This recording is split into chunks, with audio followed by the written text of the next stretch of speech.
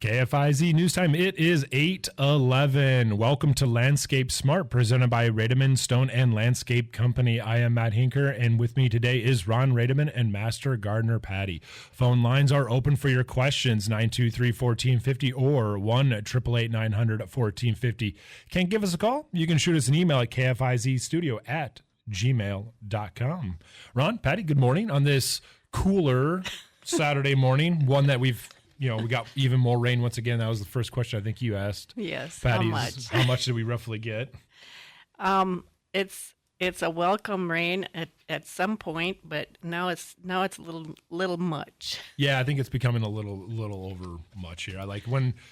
I still haven't been able to. Now, part of it's because I've just been really busy, but it's also just timing factor. I haven't been able to mow my lawn in the week, because either the times I have been that the weather gave me the opportunity, I was too busy. I didn't have the actual time to do it. And then when I had actually maybe some windows of time to knock it out, Mother Nature said, "Nah, we're going to rain." So it is just an absolute jungle right now that I'm hoping to possibly get to this afternoon, if not definitely tomorrow. Well, if your lawn gets away from you, always set the lawnmower really high so you can take it off and yeah, that'll definitely what has to happen. I'll probably have to mow within a couple times within a day of each other. I'll have to set the deck all the way up, and I'll definitely bag it because there'll be too much. It'll be like a hayfield. Yeah, exactly. I've been keeping my setting, my mower settings lower lower than what I typically would. I had too. On basically the 1st of July, because it's been, plenty moist. And so you're able to mow a little bit tighter that way. And then if you do have to wait a couple extra days, which you usually have been having to, then it's still not quite so bad. So you can kind of, typically you'd say by the 1st of July, you should be up at, at the highest settings. But, this year's been different. So. Yeah, this year's been different for a lot of reasons. Yeah, and actually the rain we had earlier in the week, these were lighter showers. Yeah. It rained a couple times, but those were only 2 3/10 this time. Where now last night we had that was a good little drenching. Over an inch again, which together with those couple of light rains that we had earlier in the week kind of adds up to a good watering again now, but. All right. Tell you what, let's turn to the phone lines. We already have a caller here calling, and you have a question for Ron and Patty. And also, what's your name? Yeah. Oh, hi, this is Lori. I do have. Hi, how are you? Good morning. Morning. I have to tell you, I was at Rademann's yesterday and got some mulch. I just brought some buckets, and everybody's so nice there. I just wanted to let you know how nice your employees are. Oh, excellent. So, that's always good to hear. Nate helped me out. He helped shovel it into the bucket, so that was really nice of him. Yes, so you got a nice place there. Anyway, I have a really large dogwood bush, or it's like getting out of hand. It's kind of like from Little Shop of Horrors, the plant, and it just keeps growing. And can I trim it now, or do I need to wait? No, right now is actually a real good time to trim. Especially, plants that grow faster, or your evergreens or anything like that. And dogwood kind of falls into the grows fast category, not the evergreen category, typically. But yeah, and kind of keep in mind that when you trim, you're promoting growth wherever you trim. So if you cut a foot off the top, it's just going to get 2 feet taller. So, go ahead and get in there with your long pruner, your pole saw, and get right down into the bottom. Do some thinning out right at the base, and step cut it. Make 2 or 3 cuts off down at the bottom inside. A couple more cuts at knee high. A couple more cuts at waist high. And then if you want to touch up the top, you still can, but when you cut like that, you'll get new growth at the base. You'll get new growth. I see. And then it'll fill right back in real quick again. And doing it right now, especially with, the conditions that we're on, and it's still, moist enough, and the temperatures for the next the 10-day outlook are still pretty seasonable. Yeah. Tomorrow we're only going to get up to 70. Yep. So is that basically like a renewal pruning right at the base, some of the older ones? Well, if it was out of season, if it was in season pruning, which in a dogwood would be in when it's completely dormant, then I would maybe make more cuts at the base. Whereas at this time of year, you could maybe kind of make a few less base cuts and a few more mid-level cuts. Sure. Whereas in the spring, then you would maybe hit it a little harder even. So Okay. And this kind of follows, you mentioned dogwood, and there's quite a few different dogwoods. There's variegated dogwood and red dogwood and yellow dogwood, and but they all pretty much follow the same rules. And a lot of those other larger shrubs, the viburnums, plants in the viburnum family, or nine bark, lilacs. Lilac. Maybe they're not quite as aggressive. Yeah. But you're still, and you got to be a little careful now because we're getting past the time to trim lilacs. Those should have actually been trimmed a couple weeks ago already. So you got to be a little careful on trimming lilacs right now. You're kind of, I think I would almost, if you could make a cut or two, but I wouldn't do a drastic pruning on a lilac just because they aren't as aggressive as a dogwood or nine bark. And you'll also be definitely taking out some of their flower buds for next year. So, but go crazy on the dogwood. Okay. Oh, this will be fun. Okay. Well, I appreciate your help. Thank you very much. Thank you for the call. You're welcome. Bye-bye. Bye. Yeah, and she mentioned,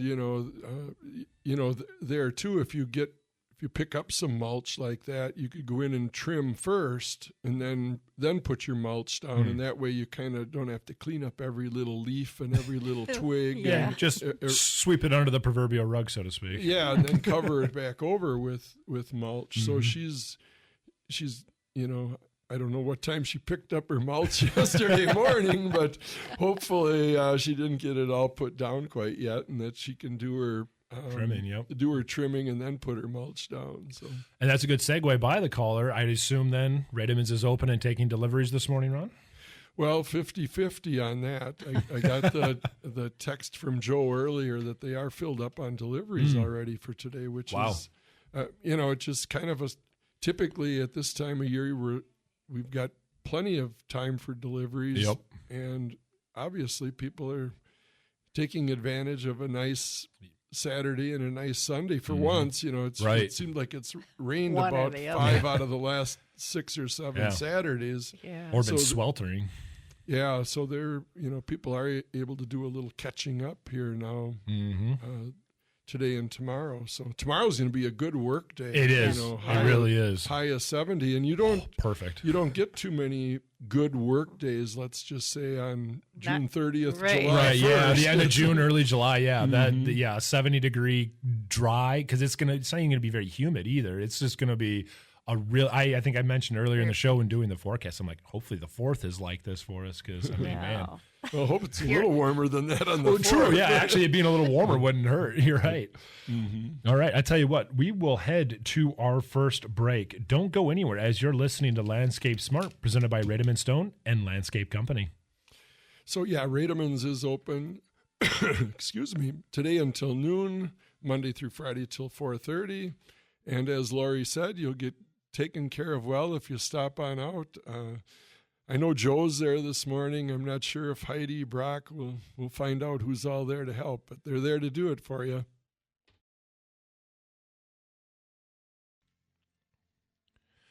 Welcome back to Landscape Smart, presented by Rademann Stone and Landscape Company. I am Matt Hinker, and joining me today is Ron Rademann and Master Gardener Patty. Phone lines are open for any and all of your landscaping and gardening questions. Shoot us a call at 923-1450 or 1-888-900-1450. Can't give us a call? You can shoot us an email at kfizstudio@gmail.com. And speaking of emails, we actually have one. Bob has emailed in and he asked, can this rose bush or shrub be divided? And then he also asked spirea, which it sounds like that is what it is. It is a spirea, not a rose bush. So we have that identified for Bob. It is a spirea. And then the follow-up question is, can he separate this? Or can it be divided out? Not so easily, unless there's little clumps of the stems that are off, like an offshoot. With essentially its own root system, I'd imagine. Yeah. You can't really just slice into a middle of a spirea bush and make another one. And right unlike now, a hosta. Yeah. and right now you're picking up. I don't know if it's the worst time of the year, but it's right up there with the worst time of the year to try, doing any transplanting. And this spirea that Bob took a picture and emailed in, it's in full flower. Yeah. So beautiful. It's beautiful. And so it looks like an Anthony Water spirea or a neon flash. It's got a deeper pink, rose pink flower. And so, sometimes if you couldn't do it right now, you'd have to do it when there's no leaves on it, no flowers on it. So you'd have to wait until probably the middle of October, or else between the middle, maybe a better way to say it would be between the middle of October and April. And in the middle of April. Yeah. So you have, you got a lot of time to think about it. But, sometimes when you have a larger, somewhat overgrown, and this spirea isn't really overgrown. It looks real good, actually. Beautiful. Yeah. But sometimes there are some little shoots that kind of come off of it where you could kind of, what you would take like some twine and just tie up the main part of the plant. And then sometimes along outside what you tie up, there's some little shoots coming up, and you might be able to, get one or two of those out. Mm-hmm. Possibly, you can't really tell without tying it up and doing an inspection. But like Patty said, sometimes you can do that. But it's it's kind of unlikely, or maybe you could get one or two. Who knows? But if it's getting a little overgrown on the sides, when the flowers are done, just shear it up and it'll reflower on those side edges. You just bring them in tighter. Mm-hmm. Well, and a good time to prune spireas is coming up here right now, probably 10 days from now, 2 weeks from now, because those all those flowers that are there right now that you're seeing will be dried up, or most of them will be. There might be a few coming on yet, but go ahead and shear it back, then cut a third or a fourth right off of the top, and it'll reshoot and reflower yet again later this summer. Much more beautiful, even. Mm-hmm. Yeah, so mm-hmm. It's a win-win situation. Yeah, absolutely. Thanks so much for the email, Bob. Beautiful spirea. Well, let's turn to the phones as we have a caller. You're on Landscape Smart. Go ahead. What's your name? And go ahead with your question. Hi, this is Bob.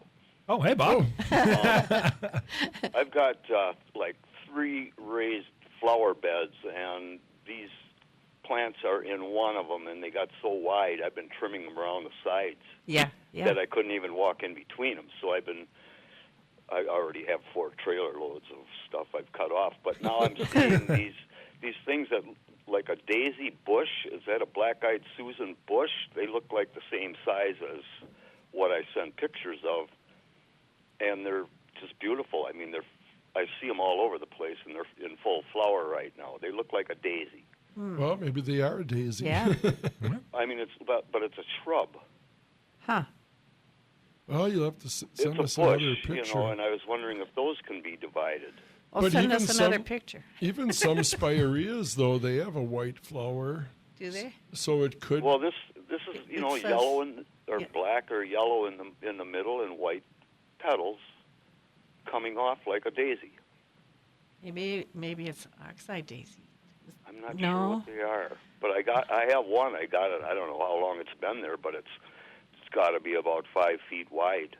Oh my goodness. Wow. So does it come up from the ground each year in the spring, or does it grow off of its new wood? It's perennial. It's perennial. Yeah. Oh, Yeah, it's probably not a shrub. It's probably just a daisy, and they can get wild. Yeah, I didn't take a picture of them, so I couldn't send that right now because I'm in Chilton and these are in New Holstein. Oh, hey, that's a problem. Well, we'll be here next Saturday too. So yeah, right. But or maybe it is like a black-eyed Susan or a coneflower or something like that, Patty. Because those could get. Yeah, but mine aren't even budded yet. I mean, they're barely getting buds. Yeah, that's right. If they're flowering now. Yeah. Mm-hmm. Yeah, I need a picture. They just opened up within about the last week. They sound like daisies, really, and they can get rambunctious. Mm-hmm. There's so many different varieties of daisies too. Some are 12-inch, only get 12 or 18 inches high, and then the next ones will get. Yeah, Becky gets pretty tall. Yeah, they'll get 30 inches tall. So maybe it's just one of those larger varieties of daisy then. Yeah, I don't know. Mm-hmm. We wouldn't be needing to water any trees, would we? No. I can't imagine. Unless you just planted them, you would. But. No, these are 20 feet tall red maples. No, they should be okay, especially in a year like this. But, we're not out of the woods yet either. So, if it turns hot and dry, you might want to water those towards the end of July, let's just say. I almost end up watering the trees in my yard, once in June, once in July, once in August every year. That's pretty much what I had to do last year. We started out above average last year, now we're below, or then we went to below average last year, and we started out just the opposite this year, below average. Now we're way up where we were last year in spring as far as precipitation.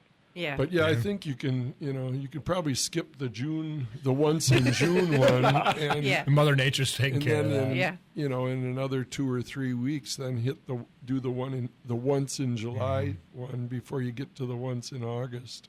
Why are ants tunneling right in my asparagus bush? Each separate one. I have 3 of them where ants decide to build a nest underneath the plant. They like asparagus, too. I don't know. I never had that before. Probably just because you leave it alone and it isn't mowed or maintained. And it's nicely mulched, possibly. Yep. I don't know, because I've noticed there's quite a few of those little teeny ones that, you try and weed around and stuff like that, and they crawl up your arm and start biting on you. And Yeah. All right, thanks for the help. Yep, thanks for the call up. I'd probably put some diazinon down or something like that to control those, because that doesn't do your asparagus plant any good, because they're in there burrowing around, creating air pockets and tunnels right in amongst the root system. If you can find, it's hard to find diazinon anymore. Yeah, we don't have it at Rademann. I know that. I know. But, there are some different, ant killer. Ant killers like that, But, a soil drench that would, take care of insects. You have to almost drill a hole and make a hole so it goes down in the middle, and then pour a drench in there. Because you just sprinkle it or water it in, and it doesn't always get down to where I say it probably doesn't make its way all the way down to the main colony like you want it to. Right. Yeah. Tell you what, we actually got another email, which is fantastic. So Kathy has emailed us. She says, "Is it too late to plant a garden?" And so it's 2 questions. And then she said, I spray to keep the deer away, but they keep eating my flowers like crazy. What is the best way to keep them away? Well, a big, tall fence. Because, spraying doesn't really help a whole lot. And every time it rains, you got to do it again. Yep. So it gets expensive, too. I had, in the community gardens, I had the best garden anybody ever put in, planted the 4th of July. Yep. And it's perfectly early enough. If you've got plants to stick in the ground. Yep.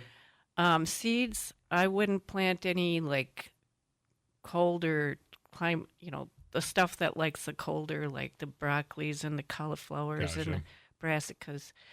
Cucumbers and beans and all this stuff loves to be planted in warm soil, warm days. So peppers, love it. Just say peppers is one I was thinking of. Yeah. Yeah, if you plant your peppers when it's still too cool out at night, it takes them forever to develop their flowers. But if you plant them when it's really warm and stays warm at night, you'll get production much quicker. Gotcha. Same with tomatoes.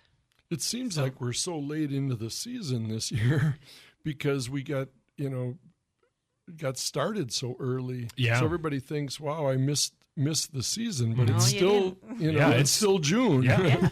So like Patty said, and every fall can be a little different. Oh, yeah. Sometimes you get an early frost. And you can plant a lot of garden stuff in like end of August, and get your lettuce and your, spinach and all that stuff for fall crop. So, yeah, plant away. Yeah, absolutely. Mm-hmm. Yeah, you just have to be, somewhat limited. You can't plant everything, but there's still an awful lot of gardening that you can get done yet. Yeah, absolutely. Sure. Mm-hmm. Well, I'll say this. What Let me just go back and answer that question one more time because we kind of touched on it. But the deer issue, I guess. Oh, okay, yeah. There's a lot of things out there that say they work for deer, and quite frankly, for the most part, most of them don't. Right. Yeah. You can try it. But then, like Patty said, if it rains on it, then it washes it off, and you're kind of right back to square one. So, you can try some of these different deer repellents. Probably the best thing, would be, and I hear some different stories too. Some people have put up now like some of these solar lights and that are activated by motion solar lights. And, oh, really? And, and she said, well, that's deterred some of the deer too. The old deer in the headlights scenario. So yeah, it just spooks them when the lights, when the lights pop on. Yeah. It scares them, and then they dash. So, I don't know, maybe try something like that even. In the solar lights, you can put those, you don't need to have hard corded all the way out to the other end. Right. Of Yeah. the You're not having to run power to them from the house. So I don't know. I had a gal I talked to earlier this week. She, suggested that when we were kind of talking about the deer problems. And I just got a suggestion, and cayenne pepper works in her experience. Oh. But, sometimes deer might consider that a garnish. I don't know. Might depend on the deer, right? I know rabbits do. Well, and it's kind of the same thing. I mean, how depends what kind of, how are you, how much pepper you have, how determined are you, there again, too, if you would have get a rainfall, had cayenne pepper on, and then last night's thunderstorms rolled through. It's going to wash it right off. It's going to be on the ground. It's not going to be on whatever you're trying to protect. You could just keep a large dog tied out in your garden. Probably doesn't have to be large, just one that's willing to bark enough. Yeah. All right, I tell you what, we will take our second break right now. Do not go anywhere as you're listening to Landscape Smart, presented by Rademann Stone and Landscape Company. So yeah, Rademann's open today until noon, and if you want to stop on out, you can just hit Highway 41 or Highway 175. We're about 3 miles south of Fond du Lac, 5 or 6 miles north of Lemira, and we're just east on County Trunk B, that's B as in boy, about a quarter mile.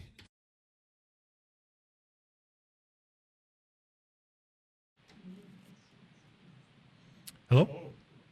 Hi. Hi. I have a call, or I have a question on your garden show this morning. Yes, we're on break right now, but I'll bring you on when we come off break and you can ask your question. Sounds good. Thank you. Yep, you're welcome.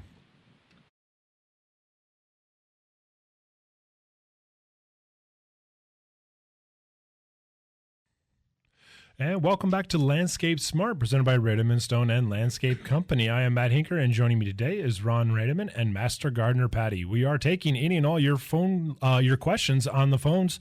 If you have any gardening or landscaping questions, give us a call at 923-1450 or 1-888-900-1450. Can't give us a call? You can shoot your question over via email at kfizstudio@gmail.com. And speaking of the phone lines, we're going to turn to the phones right now. You're on Landscape Smart. Go ahead with your name and your question for Ron and Patty.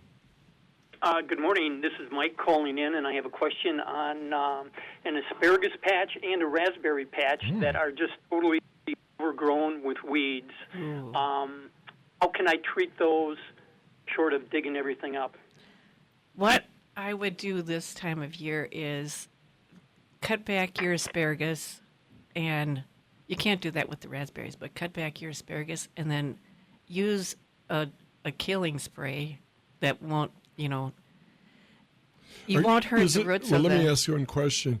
Is it, when you say it's overrun, is it overrun with grass or is it overrun with like quack grass, or is it more like broadleaf weeds or... Yeah, kind of like anything and everything. And when you say cut back the asparagus... What do you mean by that? Do you mean cut them off at the stub, at the ground? Yeah, I would. Really? Yeah, because it's not going to hurt the asparagus plant if you do that. But if you don't cut it back and try and spray or use some kind of, chemical spray on the weed, you're going to hurt the asparagus. So if you cut it back, you won't hurt the asparagus. One thing you do have to be, though, you have to kind of do that in order, though, kind of keep that in mind. You have to spray it first and then cut it back. Because if you would cut it back first, then that chemical could get, it could be absorbed by the asparagus. So basically... So you thinking something like a Roundup to kill those weeds? Well, that's why I was asking if you have grass or weeds. So it's weeds. It's all real tall weeds. Oh, boy. Yeah, well, then I think what I would do is there is we have some good weed killers out at Rademann's that won't kill grass, but if you spray Clean Up or Roundup or one of those, those don't do a good job on weeds, especially not at this time of year. You can spray Roundup at double, triple strength on thistles and that at this time of year, and you're not going to kill them. You'll get them to turn brown a little bit, but it won't kill them. So like Patty said, or maybe you want to do this in two steps. You could kind of basically take your string trimmer and trim the whole area off, asparagus and all. Trim the asparagus off, then take your string trimmer and trim it down to 2, 3, 4 inches. Let it grow back just a little bit, and then in about 2 weeks, hit it with a weed killer, and that would kill off your weeds at that point in time. And the asparagus that you trimmed off would be hardened off also, so if you got chemical on those stems at that point in time, it wouldn't hurt the asparagus either. But raspberries, you can't be. Yeah, well, we're doing we're only at the asparagus. We're on asparagus right now. We got different rules on asparagus and different rules on raspberries. Yep. Hey, well, back to the asparagus. So when you say trim down the asparagus, cut them down to like maybe 4 or 5 inches above? I'd cut it right off at ground level. Just like if you're picking it. Yeah, just like if you're picking it. Okay. And then take because you want that out of there before you would take your string trimmer to it but you have to get rid of, if you try to spray mature weeds that are 2-3 feet tall right now that are starting to seed out, that's not going to work. No. They're so you want to. You're going to have to, you're going to have to cut them off, and then when they start to regrow, you'll have some new growth there, and then that you can kill off then.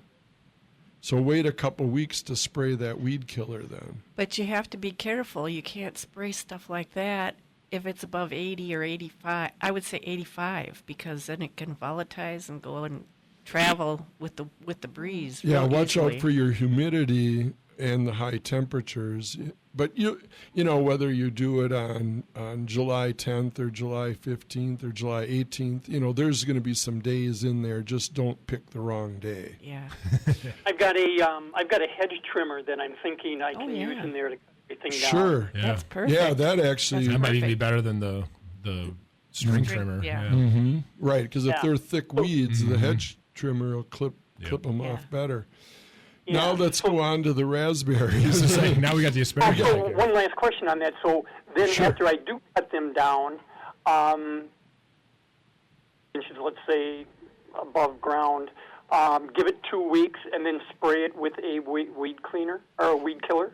Yeah, there's like weed beater ultra is real good for something like that. We have that available out at Rademann's, and I have to wait 2 weeks in between cutting it down so it heals and dries out a little bit before I can spray it. Yeah, because what's going to happen once you cut it off, there's nothing there that will take in the spray. You're just going to have some. There's no leaves now. Well, So once it starts growing, he could actually paint the stubs of the weeds with this weed killer. yeah, you could do it that way too. As soon as you cut them. Yeah, I don't know if that, I don't know. There's hundreds.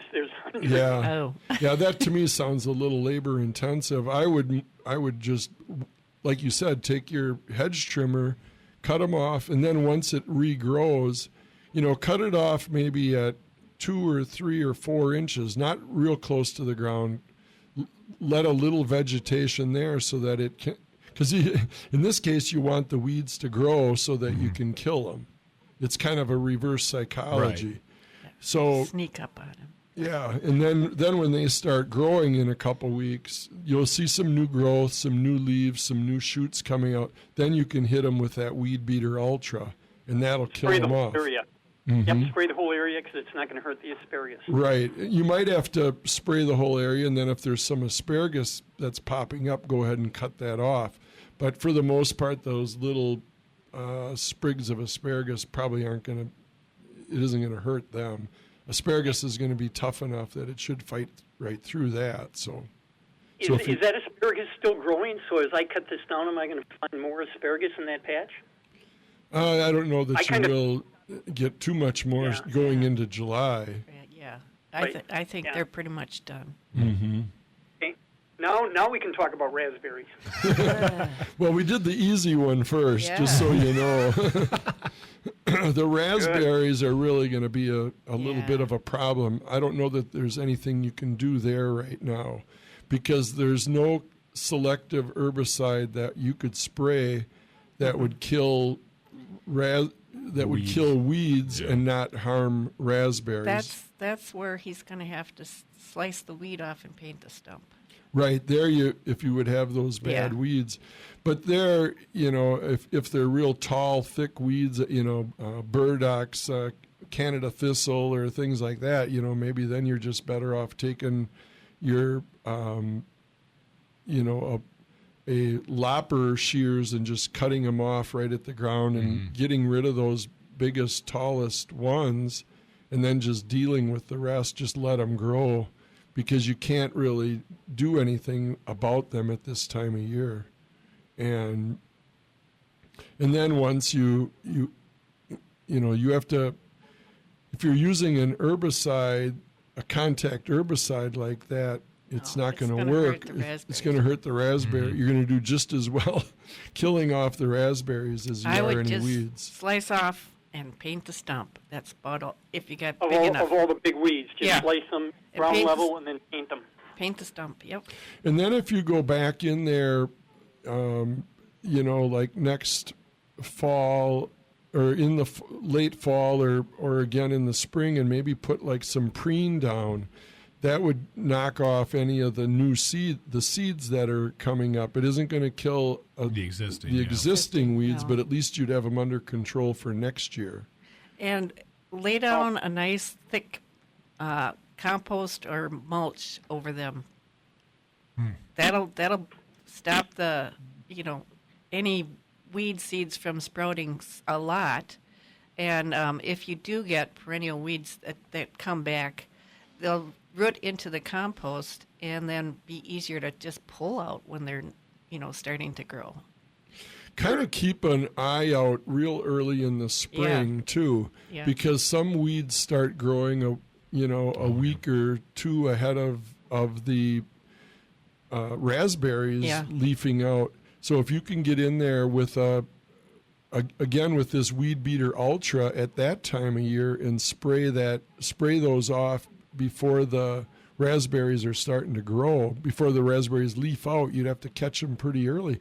But some of those weeds already, they'll green up already in March. But the sprays, I've noticed that. Yep. The sprays won't affect them until it's warm enough either. Yeah, well, if they're growing, if the weeds are growing, it'll kill them. I've sprayed stuff on my Creeping Charlie in early April, and it was too cold, and it didn't do anything. Well, Creeping Charlie, there's a lot of new rules, a lot of new things. Creeping Charlie is more of a vine. Yeah. That's not really a weed. Okay. It's a weed, yes, but that's a viney annual woody weed. So there it has to be actively growing, not just starting to grow. Okay. Yeah, or you aren't going to kill, because that's a tough one to kill. It is. And where if we're just trying to kill off dandelions or even any more of an annual vegetative weed like I'm envisioning in his raspberries, that would be you could knock that stuff off. Yeah. But some of those things too, they're like Patty said, there's different definitions of different weeds. So we're kind of trying to speculate here what you're after, trying to get after, and that's why we ask the very first question: is it a grass or a broadleaf or a broadleaf weed? Mm-hmm. And these are all broadleaf.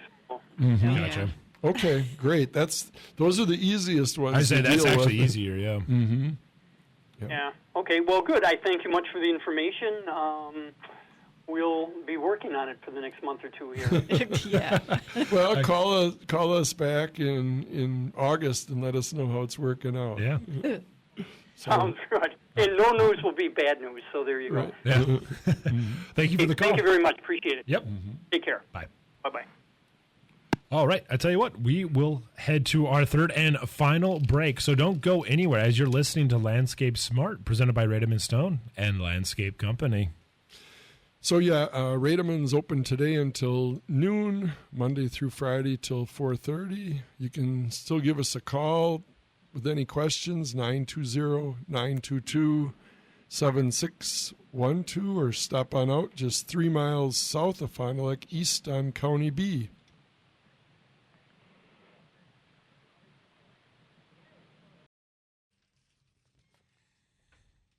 All right, welcome back to the third and final segment of Landscape Smart, presented by Rademann Stone and Landscape Company. I'm Matt Hinker, and joining me today is Ron Rademann and Master Gardener Patty. If you have any landscaping or gardening questions, shoot us a call at 923-1450 or 1-888-900-1450. Can't shoot us a call? You can shoot us an email at kfizstudio@gmail.com. And we're actually going to turn right to the phone lines as we have a caller on. And go ahead with your name and question for Ron and Patty. Good morning. This is Dorothy. How do you get rid of poison ivy? Ooh, that's a good one. Well, poison ivy actually kind of falls into that same class as chickweed and clover and creeping Charlie and creeping Jenny. It's an annual vine weed, let's just call it, or a perennial vine weed.